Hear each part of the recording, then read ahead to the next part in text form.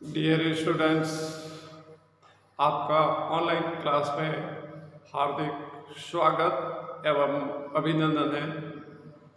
आज कक्षा 10वीं के गणित विषय में बहुपद की एक्सरसाइज 2.3 के अंतर्गत प्रश्न संख्या 2 करवाने जा रहे हैं। और इसमें प्रश्न में ये ज्ञात करना है कि पहले बहुपद का दूसरे बहुपद में भाग देकर के जांच करनी है कि क्या पहला बहुपद दूसरे बहुपद का गुणनखंड है या नहीं। ये इसका पता करना है, इसकी जांच करनी है। तो इससे पहले थोड़ा आइडिया ये ले लेते हैं। माना पी एक्स है वो भाज्य है, जी एक्स भाजक है, क्यू एक्स है वो भागफल है, आर एक्स शेषफल है और विभाजन एल्गोरिथम जो थ्योरम है उसका स्टेटमेंट कथन यह है कि पी एक्स बराबर क्यू एक्स गुणा क्यू एक्स गुणा जी एक्स या जी एक्स गुणा क्यू एक्स का गुणनफल प्लस आर एक्स शेषफल। इसको इस रूप में भी दिखा सकते हैं। जी एक्स का पी एक्स में भाग देते हैं तो माना क्यू एक्स भाग गया और इसमें शेषफल आर एक्स है, तो पूरा पूरा भाग जाएगा तो इसका जो शेषफल है वो शून्य आएगा। तो ये हम कह सकते हैं कि जो gx का है यानी कि पहले बहुपद का है वो दूसरे बहुपद में भाग पूरा पूरा जाता है। जैसे प्रश्न संख्या 2 का पहला भाग जिसके अंदर टी स्क्वायर माइनस 3 2 टी की घात 4 plus 3 T cube minus 2 T square minus के 9 टी माइनस 12, ये दूसरा बहुपद है, ये पहला बहुपद है। तो इसको भाग करते हैं। पहले भाग करने के लिए इसमें पहले बहुपद का पहला पद और दूसरे बहुपद का पहला पद से भाग देते हैं तो ये आता है first number 2t raise to 4 upon T square. तो इसको लिख सकते हैं 2 के 2 टी की घात 4 माइनस के 2 यानी कि टी स्क्वायर भाग गया 2t स्क्वायर बार भाग गया। तो इसको आप यहाँ लिख सकते हो 2t स्क्वायर।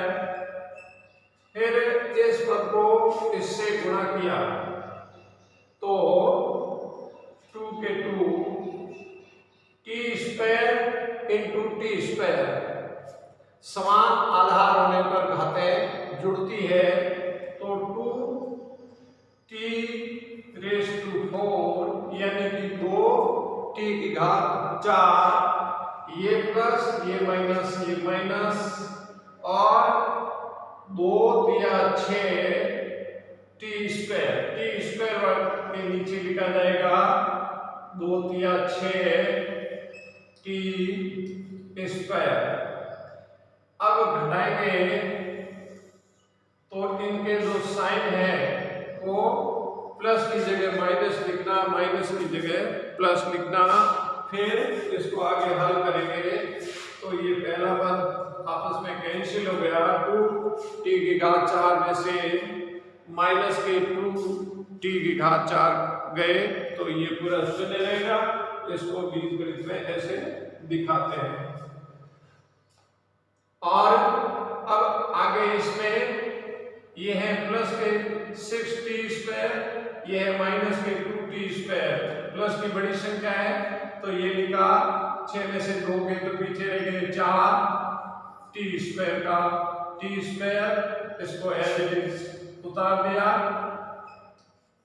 3t³ घटते घात में लिखा, -9t का -9t ये यहां उतार दिया, माइनस के 12 एज इट इज लिखा। अब वापस पहले पद का पहला पद, ये जो पहला बहुपद है उसका पहला पद, इसका भी पहला पद, ये दूसरा 3t³ अपॉन t²। इसको सॉल्व करेंगे तो 3 के 3, t की घात 3 माइनस 2, यानी कि 3 में से 2 जाते हैं तो 1 रहता है, 1 लिखने की नहीं लिखते हैं तो भी t की घात 1 ही माना जाता है, तो ये आ गया 3t। इसको यहां लिखा 3t, उसके बाद में वापस वही ये t² इंटू 3t का गुणा किया तो ये हो गए प्लस के 3t³ plus minus minus plus minus minus 3 3 9t, ये लिखा माइनस के 9 और ये t लिखा। अब इसको वापस घटाते हैं, ये साइन चेंज कर दिए, पहला ये दोनों पद कैंसिल हो गए, वापस लिखा इसको 4t² एज इट इज लिखा, ये कैंसिल हो गया दोनों, माइनस 9t में से प्लस के 9t गए तो शून्य रहता है, जिसको ऐसे दिखाते हैं, ये माइनस के 12 का 12। वही फिर तीसरे बाद में ये दूसरा हो गया, पहला और दूसरा भागफल में, तीसरा भागफल का पद, तीसरा पद निकालेंगे, पहले का 4t² अपॉन t², ये कैंसिल हो गया और 4 रहे, ये प्लस के 4, इसको गुणा किया 4 और t² का 4t², फिर प्लस माइनस माइनस 12, ये 12, साइन चेंज करेंगे, दोनों पद कैंसिल हो जाते हैं और शेष फल शून्य आ गया। शेष फल शून्य आ गया मतलब पहला बहुपद है वो दूसरे बहुपद का एक गुणनखंड है, ये इसकी जांच करनी है, ये आपको यहाँ पे लिखना है। अब लेते हैं next point,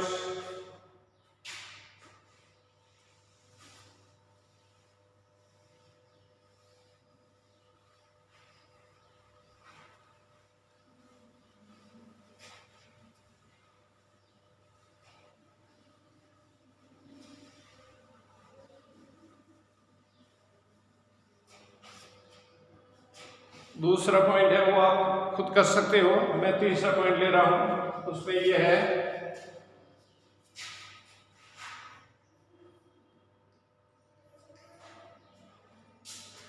x³ minus 3x plus 1, ये पहला बहुपद हो गया। दूसरा है x की घात 5 माइनस के 4x³ प्लस x² प्लस के 3x प्लस 1, x की घात 5 माइनस के 4x³ प्लस x² प्लस के 3x प्लस 1।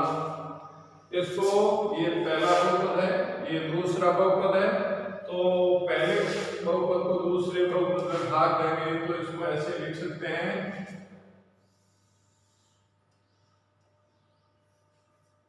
ये भाज्य है और ये भाजक है।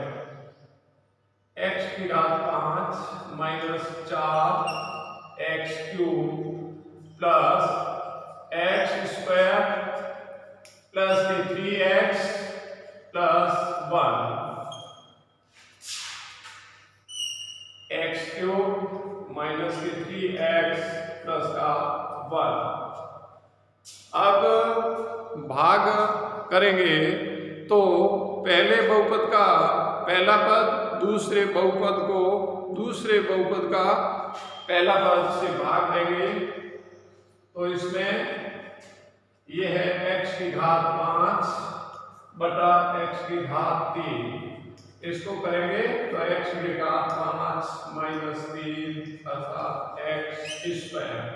इस x स्क्वायर को ऐसे लिखेंगे और फिर इसको गुणा किया इन दोनों का x घात 5 ये प्लस माइनस माइनस 3 के 3 x क्यूब माइनस के 3 x क्यूब फिर प्लस प्लस इंटू प्लस एक और x स्क्वायर का गुणा x स्क्वायर ये प्लस का x स्क्वायर।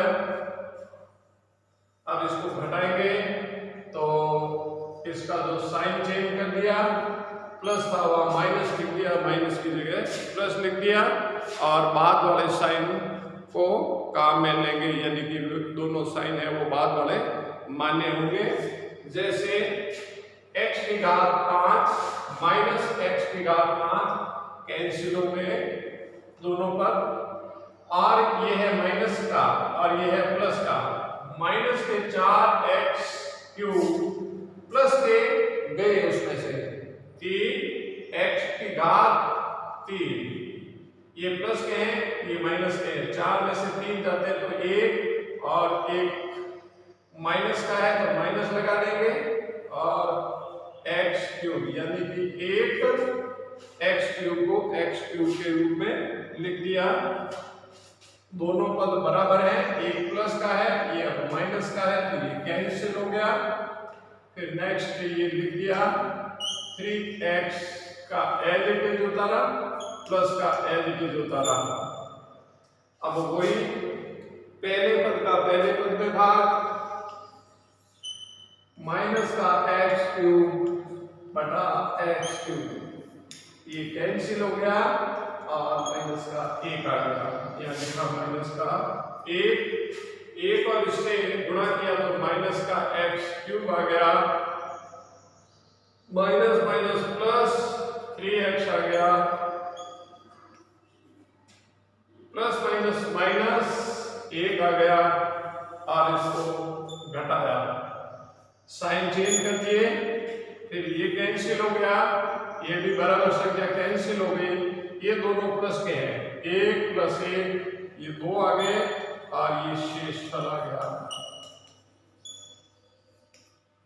इस केस में शेषफल है वो 2 आ गए तो भाग किया पहले बहुपद को दूसरे बहुपद में भाग दिया तो शेषफल ये 2 आ गए तो इसका मतलब शेषफल 0 नहीं आया तो ये 0 के अलावा कोई संख्या आ गई है तो शेषफल 0 नहीं है तो पहला बहुपद है वो दूसरे बहुपद का गुणनखंड नहीं है।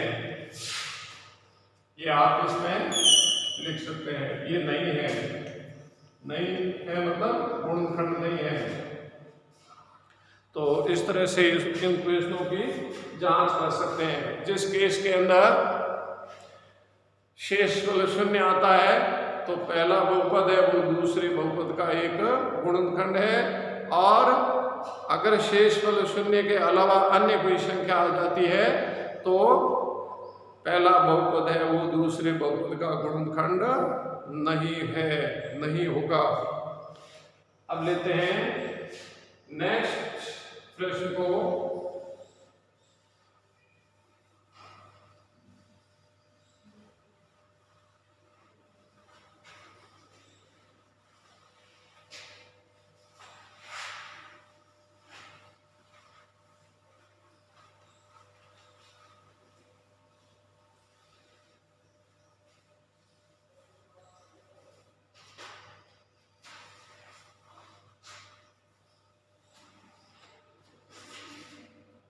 प्रश्न संख्या 3 है वो ये है कि ये दिया हुआ है 3x की घात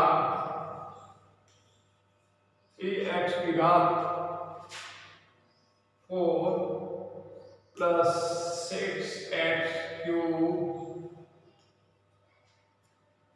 माइनस के 2x²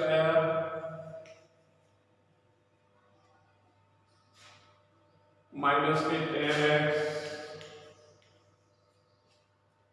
माइनस के 5 3x की घात 4 3x की घात 4 प्लस 6x³ माइनस के 2x² माइनस के 10x माइनस 5।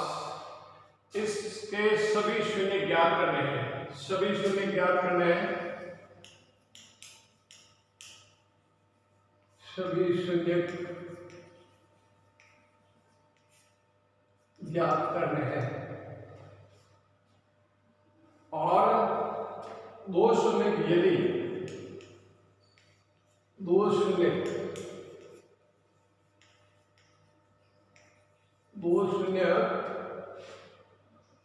√5/3 व माइनस √5/3 माइनस एक है प्लस का √5/3 व माइनस √5/3 ये इसके दो शून्य हैं।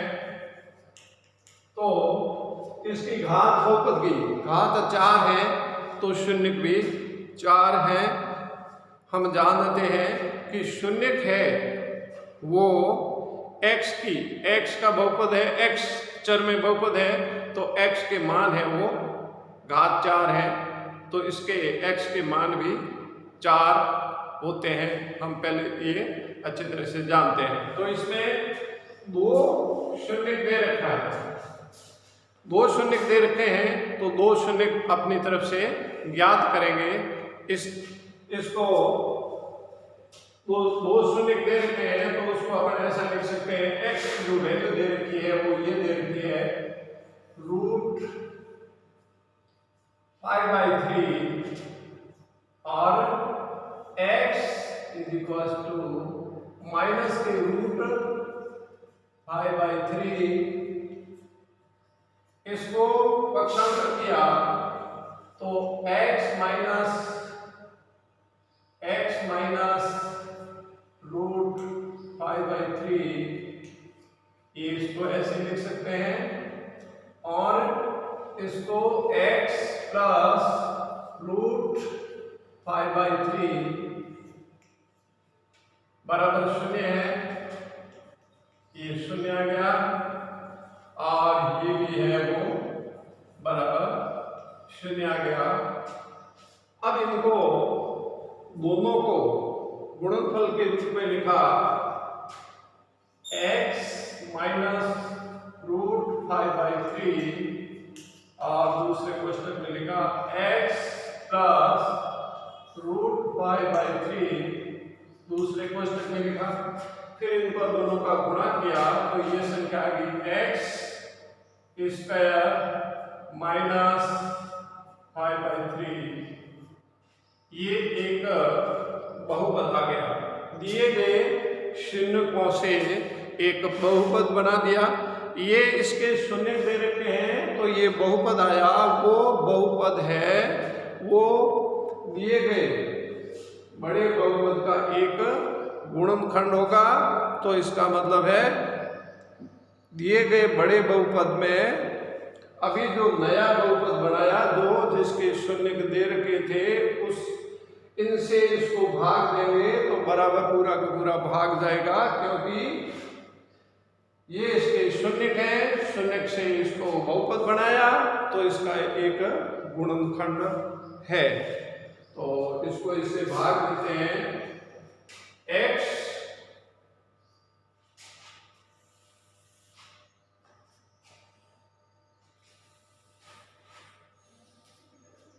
अब इसमें भाग देंगे इसको, ये आ गया आपका x² माइनस के 5/3 5/3, ये 5/3 है,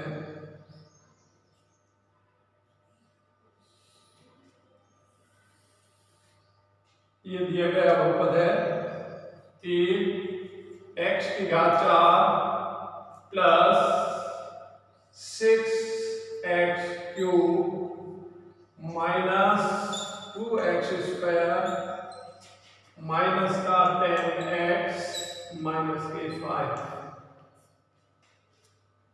अगर इसका पहला पद, इसका पहला पद, इसमें भाग दिया तो 3 के 3 x² x⁴ माइनस x² मतलब x⁴ - 2 पीछे रह गया, 4 में से 2 में तो पीछे रह गए 2, इसका इसमें भाग दिया तो 3x² भाग गया। फिर इसको गुणा करके यहाँ लिखा 3x⁴, ये प्लस ये माइनस माइनस। अब इसका इससे गुणा करेंगे मतलब जैसे आप ये समझ सकते हैं कि माइनस के 5/3 इंटू 3x², ये 3 से 3 कैंसिल हो गया, माइनस के 5x², ये यहां लिखा माइनस के 5x²,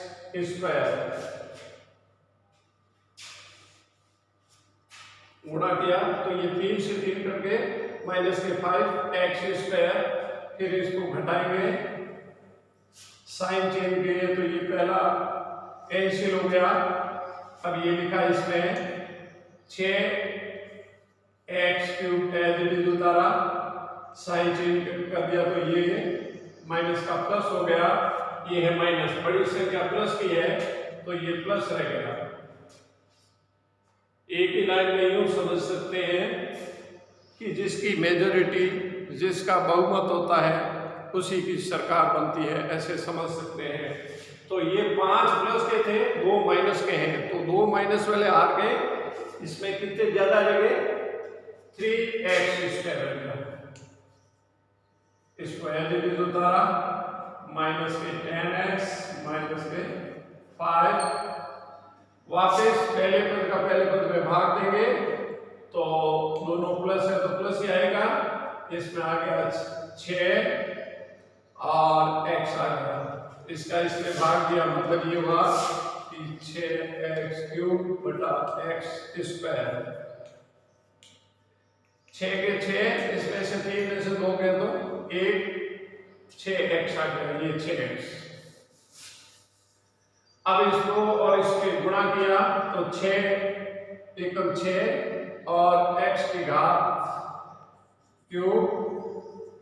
फिर इसका 6 से गुणा करेंगे 5/3 इंटू 6 से गुणा करेंगे, ये हो जाएगा 3 एकम 3, 3 दूनी 6, 2 आगे 2 पंजे 10 माइनस के 10x, ये यहाँ लिखा x के नीचे माइनस के 10x, इसको इसमें घटाया तो ये साइन चेंज कर दिए, ये कैंसिल हो गया, ये कैंसिल हो गया, ये संख्या रहेगी 3x² माइनस के 5। फिर वापस इसको इससे भाग देंगे तो 3 आ गया प्लस के, ये प्लस के 3, फिर इसको इससे गुणा किया तो 3x², फिर इसको प्लस माइनस माइनस गुणा करेंगे तो ऊपर 3 है नीचे 3 है, ये कैंसिल हो जाएगा, माइनस के 5 आ गए और साइन चेंज कर दिए तो दोनों पद है वो कैंसिल हो गए। इसका मतलब ये हुआ इसका और इसका गुणनफल प्लस शेषफल होता है, शेषफल 0 है तो इन दोनों का गुणनफल इसमें बराबर होता है, तो इसको ऐसे लिखा 3x⁴ प्लस 6x³ माइनस के 2x² माइनस के 10x माइनस के 5 इज इक्वल टू एक साइड ये लिखा जाएगा एक्स स्क्वायर माइनस के 5/3 और सेकंड ब्रैकेट में लिखा जाएगा ये 3x स्क्वायर प्लस के 6x प्लस के 3। अब इसको x स्क्वायर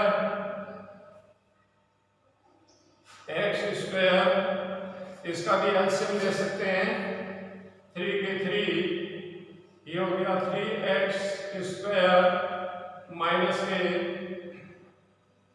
ये 5 और इसमें से 3 कॉमन लीजिए, 3x स्क्वायर प्लस के 2x प्लस का 1, ये 3 से 3 कैंसिल हो गया, ये संख्या आ गई 3x स्क्वायर माइनस 5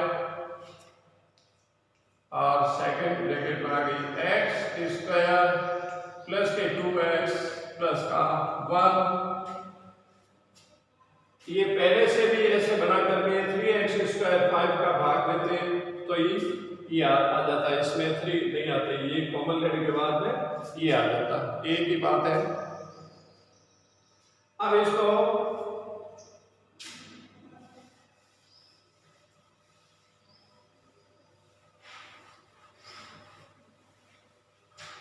आगे हल करेंगे। इसके जो गुणनखंड है वो तो ये दे रखे हैं, अब बारी आती है इसका x स्क्वायर प्लस के 2x प्लस का 1। इसके त्रिपद गुणनखंड से ये ऐसे का लिख सकते हैं x square plus x plus 1, दो में से कॉमन ले लो, x कॉमन आ गया, x प्लस का 1 प्लस का 1 x प्लस 1 और x प्लस 1 और x प्लस 1 x प्लस 1 का होल स्क्वायर। सीधा भी लिख सकते थे x प्लस 1 का होल स्क्वायर, डायरेक्ट होता है a स्क्वायर प्लस के 2ab प्लस b स्क्वायर। ये त्रिपद गुण इसको स्प्लिट करके ऐसे करेंगे तो यही आएगा और डायरेक्ट करेंगे तो भी यही आएगा। इसके अब शून्य निकालते हैं,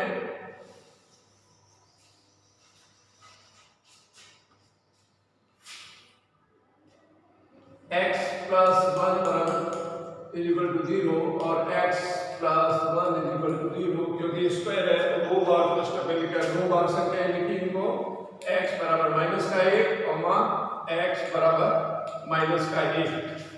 अभी इसके सभी शून्य पूछे हैं तो इसमें ऐसे बता सकते हैं,